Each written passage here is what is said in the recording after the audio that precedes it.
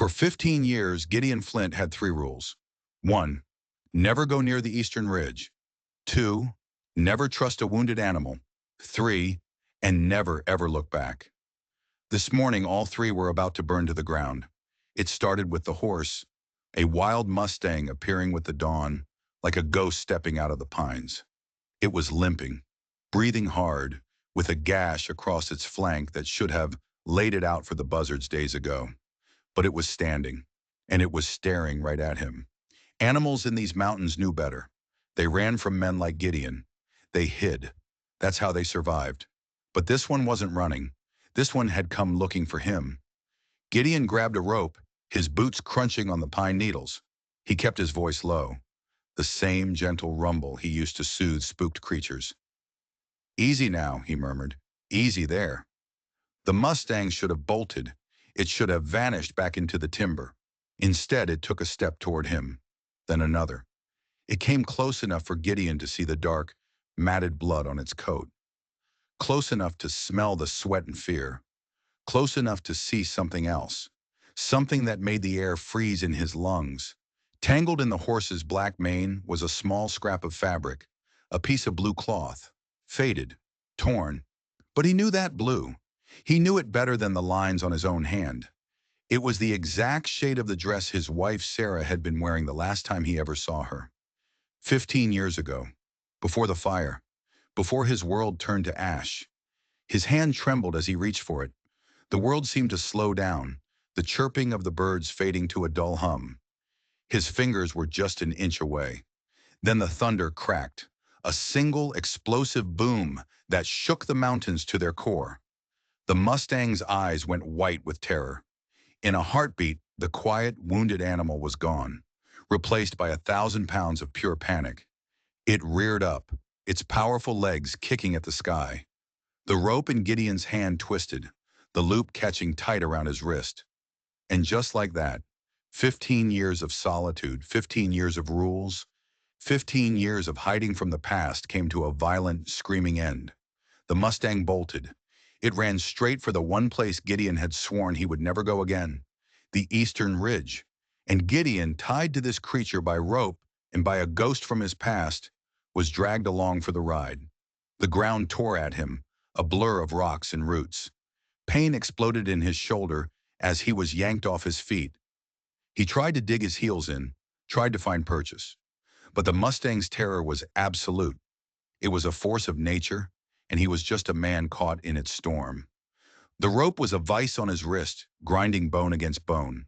Blood slicked the fibers, but it wouldn't give. Every rock they passed felt like it was aiming for his ribs. Every thorny bush tore at his skin, ripping his clothes to shreds. The eastern ridge loomed closer, a jagged silhouette against the storm-dark sky. He hadn't been this close in 15 years. He had built his entire life around avoiding this single point on the map. It was the place where his nightmares were born, the place where everything ended. "Stop!" he screamed, his voice raw and useless against the pounding hooves and the rolling thunder. "Whoa!" But the horse didn't hear him, or maybe it did, and it didn't care. With every crack of lightning that split the sky, the animal seemed to find new strength, pulling him harder, faster, toward the edge of the world. The trees became a dizzying green and brown wall. His life wasn't flashing before his eyes. His death was. The memories he'd spent a decade and a half burying were clawing their way out of their shallow graves. He saw Sarah's face, laughing as she hung laundry on the line. He heard his daughter Emma's tiny voice, singing a song with no words. He felt the blistering heat of the fire on his face as he ran toward their burning cabin, screaming their names until his throat was raw. He remembered the strong hands holding him back, the sheriff's voice in his ear. "They're gone, Gideon. There's nothing you can do." Those words had been his prison sentence. He'd served it here, on this mountain, believing his isolation was a penance, believing this crushing loneliness was all he deserved. The Mustang was heaving now, its breath coming in ragged, panicked bursts. White foam flew from its mouth, spattering Gideon's face. But it did not stop. It would not stop. The cliff was 50 yards away, then 40, a sheer drop into a chasm of rock and shadow he had prayed he'd never have to see again. With a final desperate surge of adrenaline, Gideon managed to get his feet under him. He leaned back, planting his boots into the soft earth, using every ounce of his weight as an anchor. The rope bit deeper, sending a fresh wave of agony up his arm, but he held on. He had to stop them. They couldn't go over the edge. "Easy, boy," he gasped, his voice a broken thing, caked with blood and dirt. "Whatever's got you so spooked? It ain't worth this." The Mustang stumbled. Its powerful legs, which had seemed tireless just moments before, finally began to falter. Its sprint slowed to a trot, then a walk, then a dead stop. They were 20 yards from the edge, close enough to die, and close enough for Gideon to hear something impossible, something that made his heart stop cold in his chest. It was a sound drifting up from the bottom of the cliff, a sound carried on the wind.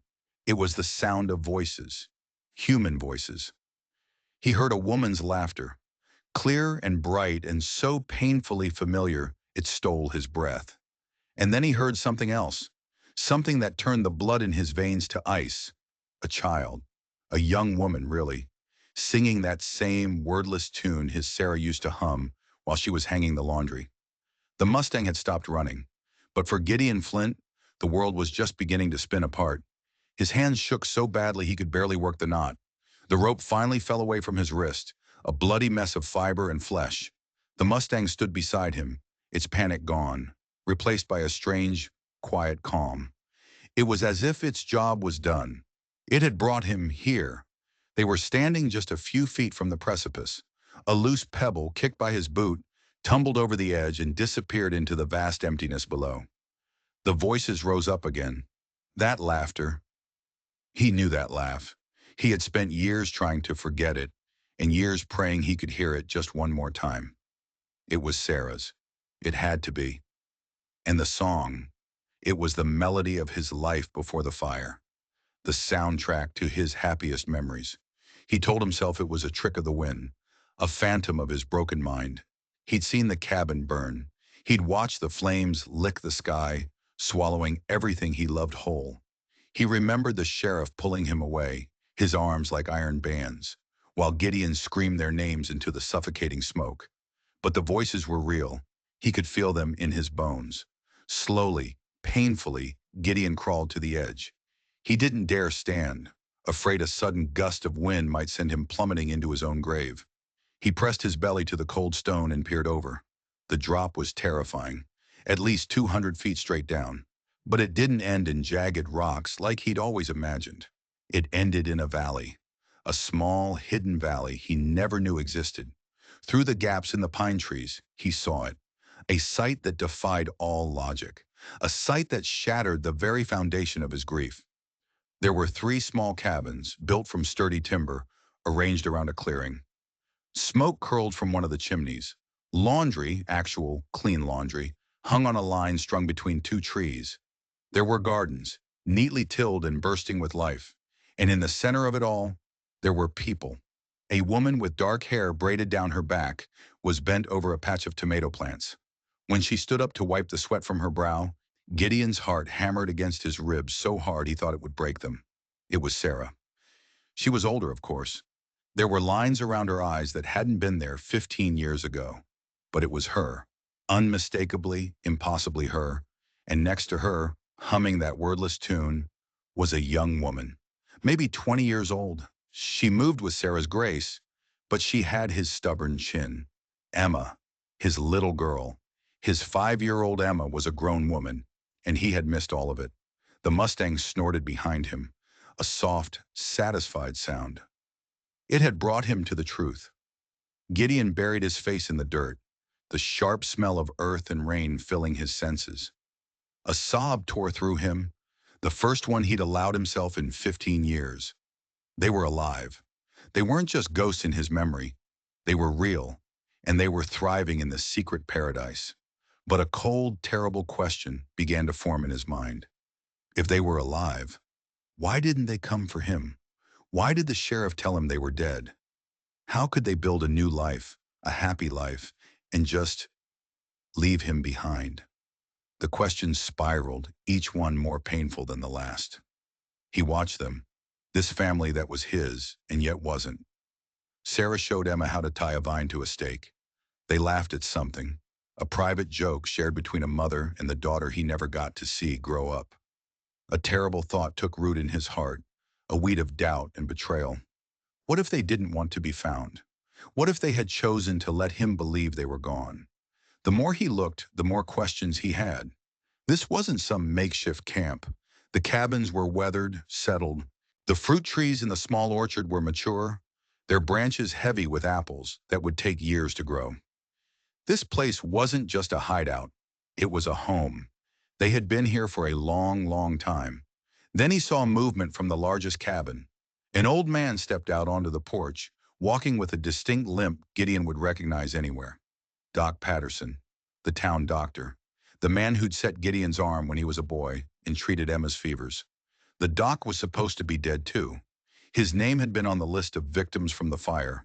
But there he was, alive and well, carrying his familiar black bag toward one of the other cabins.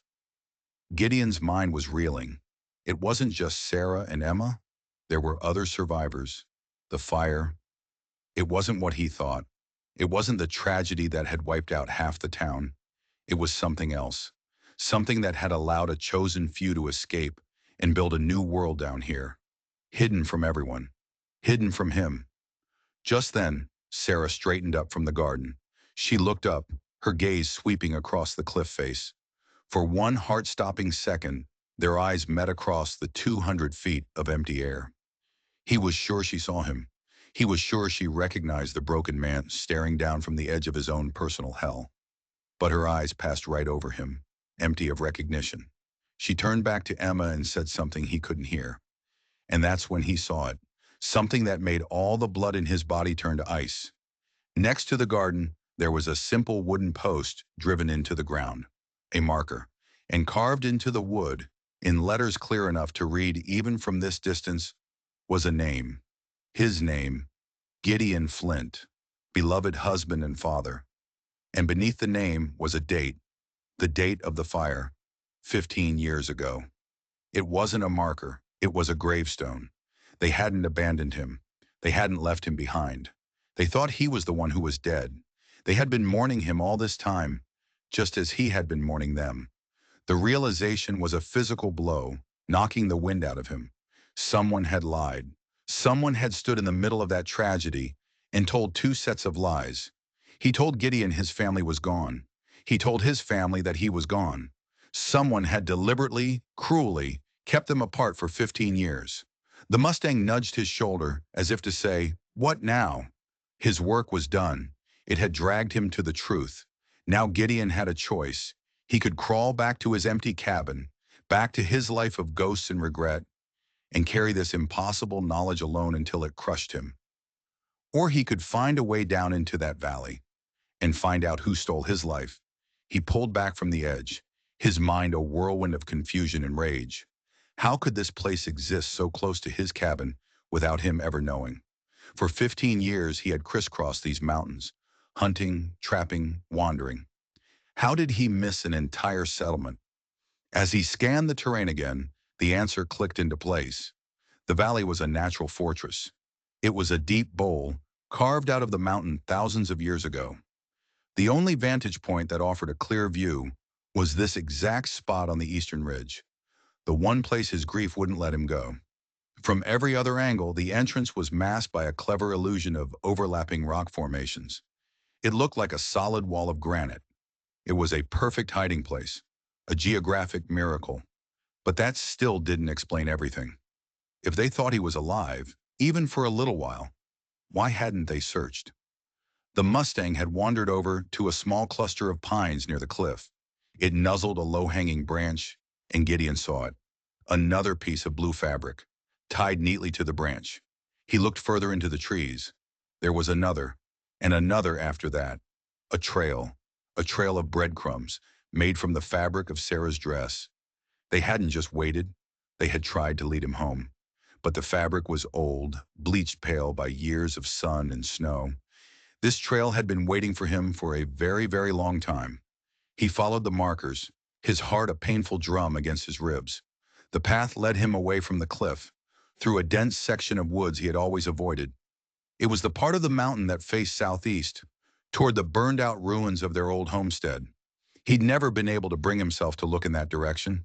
He couldn't bear the reminder of what he'd lost. His family had been leaving him a map, and his own pain had kept him from ever finding it. At the base of a huge granite boulder, the trail stopped. There, carved into the stone with a knife or some other crude tool, were words. Gideon, we are alive. Follow the blue. The carving was faint, worn down by a decade or more of weather. But below it, fresher scratches showed where someone had tried to recarve the message, refusing to give up, refusing to let the hope fade. They had been building bridges. All this time he had been building walls. The Mustang pawed at the ground near the boulder, uncovering something hidden beneath a pile of loose stones. A small metal box, rusted and green with age. Inside, wrapped in oilcloth to protect it from the damp, was a letter. The handwriting was shaky, but he knew it as well as he knew his own name. It was Sarah's. "My dearest Gideon," it began. "If you are reading this, then some part of my heart was right all along. Emma and I are alive. We survived the fire. Sheriff Coleman found us, brought us to this valley with Doc Patterson and a few others. He told us you were a hero. He told us you died trying to get back to us, that the flames were too fast, too fierce. He said there was nothing left to bury. But I never believed him, Gideon. Not really. A wife knows. A wife feels it when her husband's soul leaves this world. And mine kept screaming that you were still out there, grieving for us, just like we were grieving for you. I pray this message finds you. I pray these markers lead you home before the loneliness eats you alive. The entrance to our valley is 50 paces due south from this rock. Look for the two stones that lean together like old friends. Come home to us, my love. Come home. Forever yours, Sarah." Gideon read the letter again, and again. The words blurred through his tears. Sheriff Coleman, the man who had held him back from the fire, the man who had comforted him, the man who had lied. But why? What could he possibly gain from such a monstrous lie? He followed Sarah's directions, moving 50 paces south, and there, hidden beneath another pile of rocks, was a second cache. This one held more than just a letter. Wrapped in thick leather were documents. Land deeds, dozens of them, all signed by Sheriff Coleman, all dated in the months right after the fire. The properties of the dead, Doc Patterson's clinic, the general store, his own family's homestead. All of it transferred to Coleman for pennies on the dollar, citing the tragic loss of the owners. He hadn't just separated families. He'd gotten rich doing it. The last document was a letter, unsent, written in Coleman's own sharp, angry script. It was a confession, a boast, a testament to his own evil. The fire was a gift, a perfect excuse. Tell the ones who got out that their families are dead. Tell the ones left behind the same story. They're all too shattered by grief to ask questions. The folks in the valley are too scared to leave, and the ones in town are too sad to look. They mourn in peace, and I get everything that should have been mine all along." Gideon's hands crushed the paper into a ball. 15 years. 15 years of a stolen life. 15 years of his daughter growing up without a father.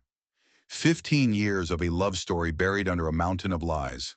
All for a few acres of land. The Mustang was waiting for him at what looked like a solid rock wall. But just as Sarah's letter described, two massive slabs of granite leaned against each other, creating a hidden passage. A crack in the world, just wide enough for a man to slip through. He stood at the entrance, his heart pounding. For the first time in 15 years, he was afraid. What do you say to the woman you thought you'd buried? How do you look at a daughter who only knows you as a name on a gravestone? But Sarah's words echoed in his mind. Come home to us. He took a deep breath and stepped out of the shadows and into the light of the valley. The sound of their voices was clearer now. Emma was reading aloud from a book, her voice calm and steady. They were sitting on the porch of the main cabin, lost in their own peaceful world. Gideon stepped into the clearing. The dry leaves crunched under his boots, a sound that seemed as loud as a gunshot in the quiet valley. "Sarah," he said. His voice was a rusty hinge, unused to speaking her name aloud.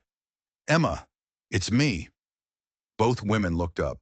The book tumbled from Emma's hands, its pages fluttering in the gentle breeze. The silence that followed was a physical thing. It was 15 years of unspoken words, of unshed tears, of a shared life that had been stolen from them. Sarah's hand flew to her mouth. Her eyes, those beautiful eyes he'd seen in his dreams every night for 15 years, filled with a mixture of shock and disbelief, and a hope so powerful it was almost painful to look at. Emma just stared, her face a mask of confusion. She was looking at a ghost. "Gideon?" Sarah's voice was a whisper, a breath. He could only nod, afraid that if he tried to speak again, his heart would give out completely. She rose from her chair, moving toward him with slow, deliberate steps, as if he were a mirage that might vanish if she moved too quickly. "We thought," she started, her voice breaking. "Coleman, he said you were gone. He said the fire—" "He lied," Gideon said, the words tearing from his throat. "He lied to all of us. I found your letter, Sarah. I found the deeds. I know what he did." Emma was on her feet now, standing beside her mother, a shield against this stranger who wore her father's face. She had his eyes, he realized. She had his eyes and Sarah's soul. "You're you're really him?" she asked, her voice small. The question wasn't an accusation. It was a plea. She was a woman who had grown up with a story, and now the story was standing right in front of her. "I am," he said, his voice softer now, "though I reckon I'm a stranger to you." The cabin door creaked open, and Doc Patterson stepped out, drawn by the sudden silence. He saw Gideon, and his old face cycled through a lifetime of emotions in a single second. Shock, joy, and then a deep, profound shame. "I should have looked harder," the doc said, his limp more pronounced as he walked toward them. "I should have known Coleman was lying, but it was all such chaos. We believed him." "We all did," Gideon said. "He was the law." Sarah had finally crossed the space between them. She was close enough to touch now. She studied his face, her gaze tracing the new lines etched there by grief and solitude. "You're thinner," she said softly. "Older." She reached up a trembling hand and gently touched his cheek. "But your eyes are the same." That single touch broke him. 15 years of loneliness, of cold nights and empty dawns, melted away under the warmth of her hand. The familiar scent of her, lavender and wood smoke, filled his senses. It was real. She was real. "I've built a cabin," he choked out, "up on the mountain. I've been alone, all this time, thinking I'd lost everything." "And we've been here," Emma said, her voice barely a whisper, "waiting for a ghost to find his way home." The reunion was a blur of tears and questions, of hands held tight and stories shared in hushed, urgent tones. They sat on the porch as the sun dipped below the valley walls, painting the sky in shades of orange and purple. Sarah never let go of his arm, as if he might fade away with the daylight. Emma, her initial shock replaced by a flood of curiosity, asked him about his life, about the cabin, about the long, lonely years. But beneath the joy, a cold fire of anger was building.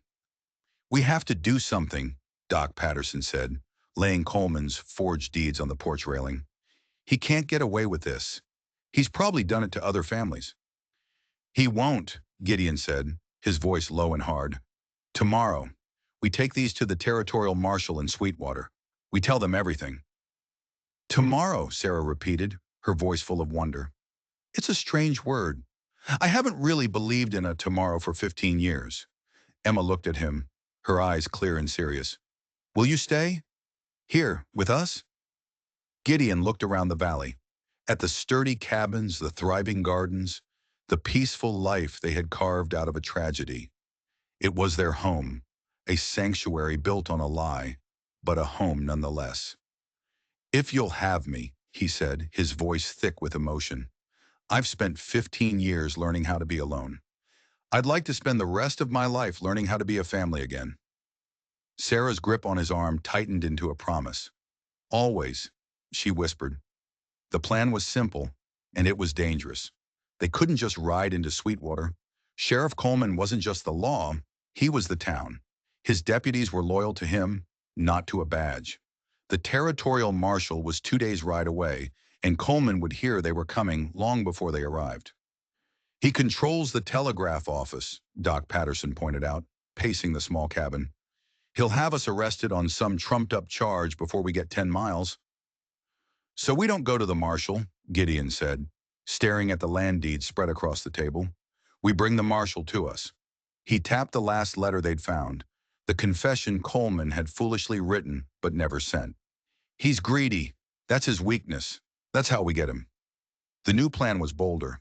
They would use Coleman's own scheme against him. There was one property on the list that Coleman hadn't managed to acquire yet, the old Blackwood mine, at the far end of the county. Its owner had supposedly died in a rock slide years ago, another convenient tragedy. But the deed was tied up in some legal mess. We'll create a new heir, Gideon explained. Someone who's just shown up, wanting to claim their inheritance. Someone with a story so good and a claim so valuable, Coleman won't be able to resist trying to swindle them out of it. Doc Patterson would write to the marshal, not about murder and conspiracy, but about suspected land fraud concerning the Blackwood mine. A simple, official-looking request for oversight. He'd send the letter with one of the valley's younger men, taking a long, roundabout route to avoid suspicion. While the letter was on its way, their heir would ride into Sweetwater. Who? Sarah asked, her brow furrowed with worry. Gideon looked at his daughter. Emma had spent her life in the valley, but she had his steel in her spine. She was smart, and no one in Sweetwater would recognize her. Me, Emma said before he could even ask. He won't be expecting a woman, especially not one who knows exactly what he is. The next few days were a whirlwind of preparation. They coached Emma, teaching her the fabricated history of the Blackwood family, drilling her on details only a true heir would know. Gideon shaved his wild mountain beard, cut his hair, and put on clothes that hadn't been worn in 15 years. He looked like a stranger in the mirror, but when Sarah looked at him, her eyes told him he was finally himself again. The day Emma rode out of the valley, Gideon and the doc followed on foot, taking the high trails, staying hidden in the trees. They watched from a ridge as she entered Sweetwater, a lone, determined figure riding into the heart of the beast. It worked exactly as they'd planned. Emma, posing as Eleanor Blackwood, was the talk of the town within an hour. She was polite, charming, and utterly clueless about the true value of the silver vein rumored to run through her inheritance. Sheriff Coleman was on her like a fly on honey. He offered to help her with the legal paperwork to protect her from scoundrels. He oozed charm and sympathy, all while his eyes gleamed with avarice. Gideon watched from the shadows, his hands clenched into fists, a cold, patient rage simmering inside him. The trap was set. Now they just had to wait for the marshal. The marshal arrived 2 days later, a tall, no-nonsense man named Wes Bailey. He went straight to the sheriff's office, just as Doc Patterson's letter had requested, to oversee the signing of the Blackwood deed. Coleman, arrogant and sure of his victory, had already prepared the documents, transferring the mine to his own name for a pittance. Gideon, Sarah, and the doc chose that exact moment to walk into the sheriff's office. The world stopped. Sheriff Coleman was sitting behind his desk, a pen in his hand, a triumphant smirk on his face. He looked up, and the smirk dissolved into a mask of pure, slack-jawed shock. He was looking at three ghosts. Gideon, he stammered, his face draining of all color. Sarah? Doc? But you're dead. Not dead, Sheriff, Gideon said, his voice as cold as a grave. Just stolen. He threw the bundle of forged deeds onto the desk. Then he tossed down Coleman's own handwritten confession next to them. Marshal Bailey looked from the deeds to Coleman's ashen face, and the pieces clicked into place. This wasn't a simple case of land fraud. It was something much, much darker. What is the meaning of this, Coleman? Bailey demanded, his hand moving to rest on the butt of his pistol. Coleman panicked. He lunged for the shotgun he kept mounted on the wall behind his desk. He was fast, but Gideon was faster. 15 years of surviving in the wild had honed his reflexes to a razor's edge. He crossed the room in 2 strides, grabbing the shotgun barrel and wrenching it from Coleman's grasp. The 2 men crashed against the wall, a tangle of limbs and desperation. Coleman was bigger, but Gideon was fueled by 15 years of stolen time. He slammed the sheriff back against the wall, the impact rattling the windows. This is for Sarah, he grunted, landing a solid punch to Coleman's jaw. This is for Emma. Another punch. And this is for the life you took from me. Marshal Bailey and his deputy pulled Gideon off, cuffing the dazed and bleeding sheriff. The fight was over. The lies were finished. That night, as darkness settled over the valley, Gideon Flint sat on the porch of the cabin, Sarah's head resting on his shoulder. Emma sitting on the steps below, whittling a piece of wood just like he taught her all those years ago. The Mustang, the creature that had started it all, grazed peacefully in the meadow. They had decided to name him Hope. The mountain man who woke up believing he was the loneliest soul on earth was finally where he belonged. The eastern ridge no longer held any fear. The past was no longer a ghost to run from. It was just part of the long, hard road that had, against all odds, led him home. If you enjoyed this story, don't forget to hit that subscribe button and ring the bell so you never miss another one. We've got a story queued up for you on the screen right now that we think you're going to love. And if you're able, consider leaving a super thanks. It helps us keep the campfire burning and the stories coming. Your support means the world.